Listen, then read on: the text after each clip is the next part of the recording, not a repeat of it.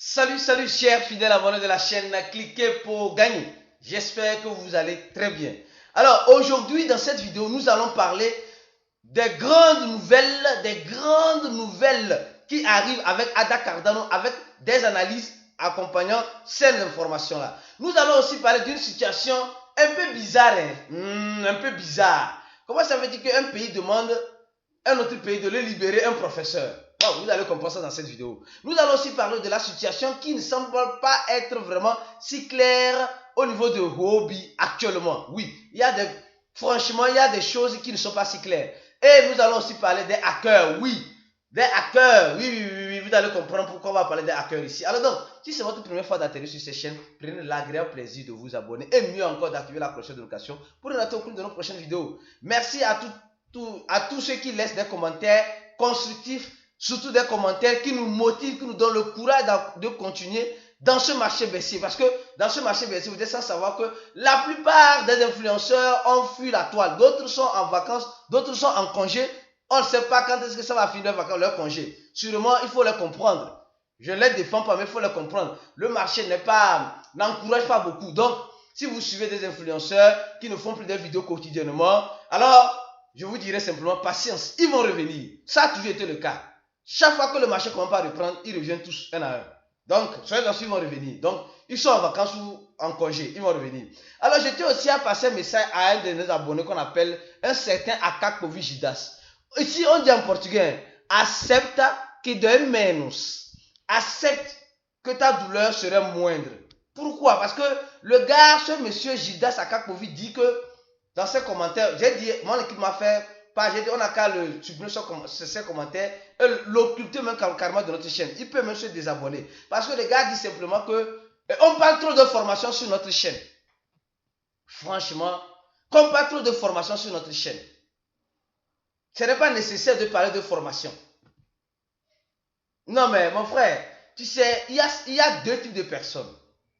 Souvent les gens qui veulent avancer et qui ne savent pas comment avancer, ils ont les moyens, c'est à eux qu'on propose la formation. Si toi, tu n'as pas besoin de formation dans ta vie, où tu t'es levé là, tu n'as même pas fait de formation dans ta vie, dans tout ce que tu fais, quand on propose cela à quelqu'un, pourquoi tu te sens mal?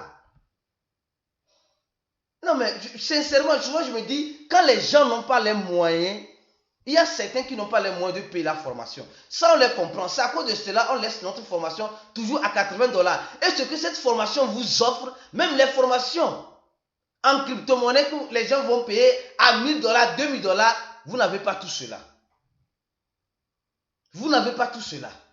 Quand on parle de formation, mon frère Akakovi, on ne parle pas, je ne sais pas comment dire ça, de gagner simplement de l'argent, mais de gagner aussi en connaissance. Si tu ne sais pas là, si tu sais qu'on parle de formation, lui dit, on n'a qu'à arrêter même de parler de formation sur notre chaîne. Mais tu es qui, mon frère Akakovi, tu es qui? Ça ne te plaît pas, désabonne-toi. Ah, Adama, si quelque chose ne t'arrange pas, alors ça te détruit. Et si ça te détruit, fuis ça. Alors désabonne-toi, mon frère. Si on pouvait désabonner même les gens, c'est les gens de la chaîne. Il y a certaines personnes, moi-même, j'allais leur retirer même sur ces chaînes. Wallahi. Parce que on ne veut pas, c'est pas la quantité de personnes qui compte ici. C'est la qualité de ces personnes-là. Et la qualité de ces personnes-là, c'est eux qui nous poussent à venir toujours avec des informations. Alors, s'il vous plaît, moi j'appelle ces personnes-là les envieux. Les envieux. Oui, mon frère Akakovi, tu es un envieux. Alors, si tu sais que ça te dérange, va ailleurs, s'il te plaît. C'est clair. Tu as laissé ta marque même sur cette vidéo, malheureusement. C'est méchant, c'est pas bien. Alors, on continue. Parce qu'il faut de tout pour faire un monde, malheureusement. Alors, ce matin, qu'est-ce qu'on nous dit? Ce matin, on nous dit ceci. Si tu n'es pas prêt pour investir, si tu n'es pas sûr d'investir dans le Bitcoin maintenant, et tu es sûr que le Bitcoin c'est l'avenir, il y a certaines personnes qui n'ont plus les moyens d'investir dans le Bitcoin parce que le Bitcoin est déjà trop élevé. Mais je dis toujours, il faut toujours avoir une quantité X de Bitcoin avant d'acheter d'autres altcoins. Parce que le Bitcoin c'est l'avenir, s'il vous plaît.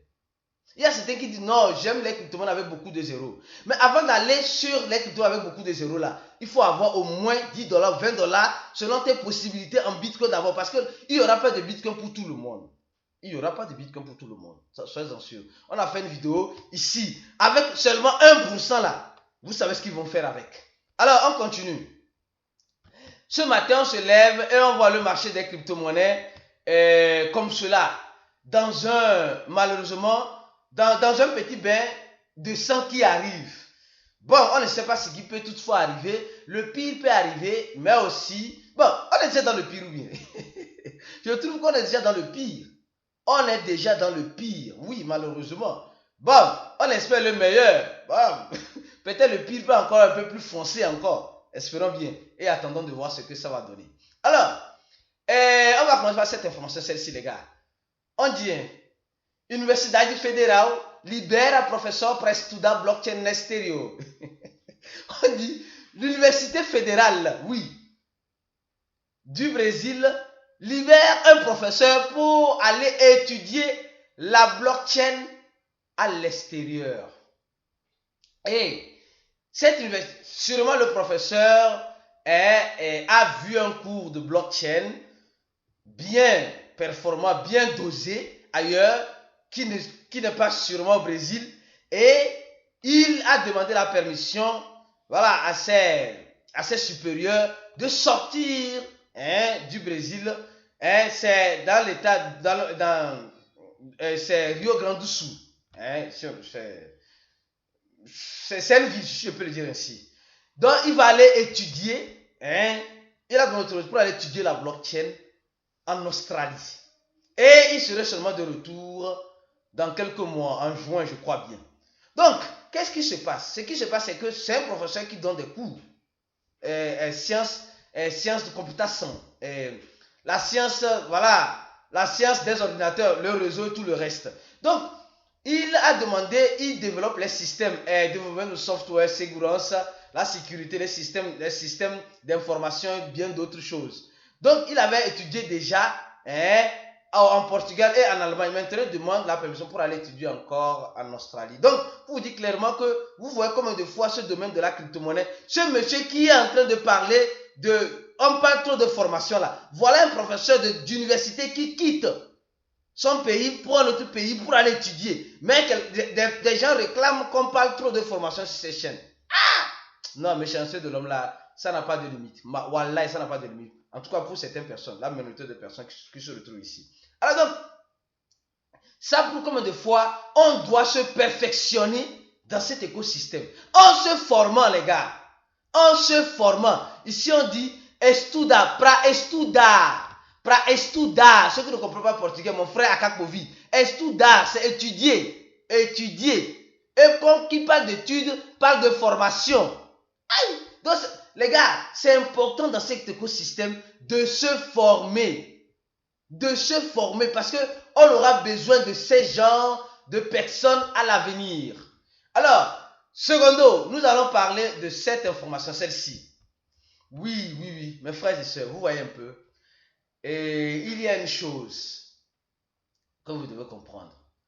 Les hackers en 2022 ont beaucoup fait ravage. Oui, ils ont beaucoup fait ravage.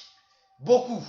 Et c'est vrai, le nombre de hackers a diminué, mais le nombre de hacking a augmenté. Ça veut dire que il y a maintenant très peu de hackers, mais ils sont des bons hackers. Avant, il y avait plus de hackers, mais pas beaucoup de hacking.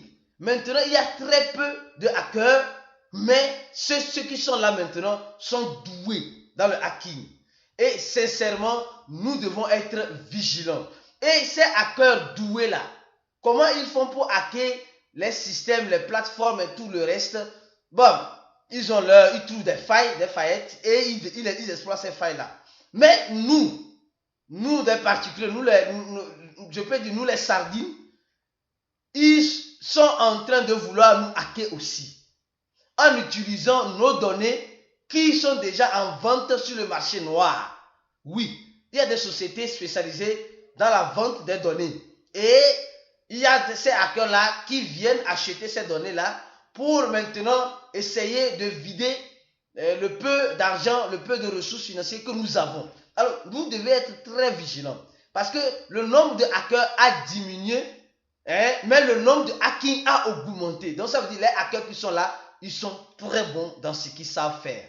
Donc, gardez les yeux grands ouverts dans tous les mails que vous recevrez sur WhatsApp, sur Telegram, je sais quoi. Faites très attention, n'appuyez sur aucun lien, s'il vous plaît. Alors, troisième ou quatrième fois, je ne sais pas trop. Celle-ci, les gars. Celle-là, hier, dans le groupe VIP, on a parlé de cela. Et vous êtes sans savoir que Hobby avait des soucis. Hobby avait des soucis. Et apparemment, les soucis sont en train de rentrer dans l'ordre. Tout est en train de rentrer dans l'ordre. Mais nous avons remarqué quelque chose. Hobby de la Corée, je crois que ça doit être de la Corée du Sud ou bien. La Corée du Nord n'est pas trop impliquée de. Voilà, oui, c'est pas moi. De la Corée veulent se séparer de l'entité mère. Qu'est-ce qui se passe? Vous vous rappelez bien que il y a des associations, la Corée du Sud veut régulariser les cryptos, il y a des échangeurs qui montent des associations, etc. Patati patata. Et pourquoi la Corée, bon, le Hobby de la Corée, bien sûr, veut se séparer de l'entité. Bon, franchement, cette affaire n'est pas claire. Elle va même peut-être même changer de nom. Ce n'est pas clair.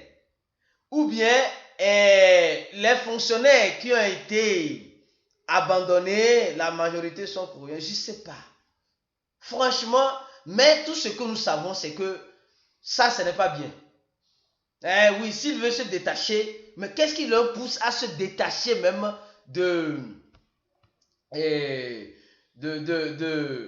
je peux dire, de Hobby Global? Parce qu'on dit, rumeur de problème, le Hobby Global circulant à Gouma Semana, à Semana. Bon, il y a des rumeurs qui courent, qu'il y a des problèmes avec Hobby Global récemment. Et l'un des fondateurs a vendu sa participation de Hobby Global à le nouveau exécuteur, je peux dire aujourd'hui, qui est Just, le fondateur de Tron. Donc, c'est vraiment pas trop clair cette affaire-là. Franchement, ce n'est pas trop clair. Oui, voilà. D'accord avec c'est la Corée du Sud, certes. Ici, dit c'est la Corée du Sud. Donc, c'est franchement bizarre. Donc, peut-être que Hobby de la Corée du Sud est en train de voir que il y a quelque chose qui n'est pas clair dans Hobby Global. Ils veulent se détacher avant que le PIN arrive. Point d'interrogation. Ou bien ils sont déjà autosuffisants pour faire les opérations sur le territoire en fait d'avoir l'aval des gouvernements. Point d'interrogation. Donc, franchement, cette affaire n'est pas trop claire. Qu'est-ce que vous en pensez? Vous pouvez laisser en commentaire de la vidéo. Merci. Alors, maintenant, venons-en rapidement. Parce que ici aussi, ils sont en train de dire Hobby Global annonce plano de Smouda Praché Shell. Voilà, il y a des choses qui ne sont pas trop claires. Qui ne sont pas trop claires dans Hobby Global pour le moment. Mais bon, espérons le meilleur, toutefois en se préparant au pire. Et maintenant, parlons d'Ada Cardano, les gars. Voilà, l'information d'Ada Cardano. Ici, on nous informe que les transactions, les transactions d'Ada Cardano ont dépassé les 100 000. Voilà, et nous sommes en train de voir que les transactions sur le one chain de Ada Cardano sont en train, depuis Noël, sont en train d'augmenter lentement mais sûrement. Parce qu'il y a quelque chose qui arrive avec Ada Cardano. Si le nombre de transactions ne cesse d'augmenter, c'est parce qu'il y a quelque chose qui arrive. Quel est ce quelque chose qui arrive? Ici, dans cet article, on nous dit que les baleines de Ada Cardano sont en train de se préparer à 3 grands événements en 2023. Quels sont ces 3 grands événements-là? Rapidement, il y a le lancement de leur Hybrida. Hybrida, je peux dire, c'est la stabilité, la stabilité de leur blockchain en soi. Et cela pourrait toutefois réduire les frais de transaction qui sont déjà moindres, peut-être venir à nul, qui sait. Et aussi, j'ai dit aussi, ça permet, ça c'est le tout premier lancement, deuxième lancement, solution de escalabilité de Kamado 2. Une solution sur la blockchain en off-chain, oui. Il y a le on-chain et le off-chain. Donc, hors réseau, voilà. Les utilisateurs peuvent utiliser la blockchain hors réseau tout en reliant la blockchain principale d'Ada Cardano. Donc, ça va plus aider à voilà, au stockage, je peux dire oui, au stockage des informations qui sont très importants et à la vitesse lumière des transactions, toutefois en négligeant les frais de transaction. Et c'est très important. Maintenant, troisième chose qui va être lancée, c'est quoi? C'est le stablecoin dans l'écosystème qu'ils avaient prévu, le stablecoin algorithmique qui serait lancé. Mais moi, je suis un peu... Bon, vous savez mon point de vue vis-à-vis de ça. Avec ce qui s'est passé avec Luna Terra, c'est ce qui a détruit le projet Luna, le stablecoin algorithmique qu'ils avaient. Peut-être, on ne veut pas que cela arrive parce qu'on a déjà eu trop mal dans cet écosystème avec la destruction de plusieurs projets qui n'ont pas tenu le coup. Alors donc, nous sommes en train de voir qu'il y a ces trois événements qui seront lancés dans cette année et cela va peut-être changer le prix. Cela pourrait peut-être changer le prix de ADA Cardano que nous tous nous connaissons sur ADA. Et on est en train de dire les balances sont en train d'accumuler entre 10 000 et 1 million de ADA Cardano. Il y a beaucoup de wallets qui sont en train d'augmenter plus leur stock depuis plus de ces 2 mois-là. Donc, gardez les yeux grands ouverts sur ces genres d'actualisations qui arriveront avec le projet ADA Cardano. Ça peut être le meilleur pour le projet, comme toutefois être le pire pour le projet en sens négatif si ça ne réussit pas.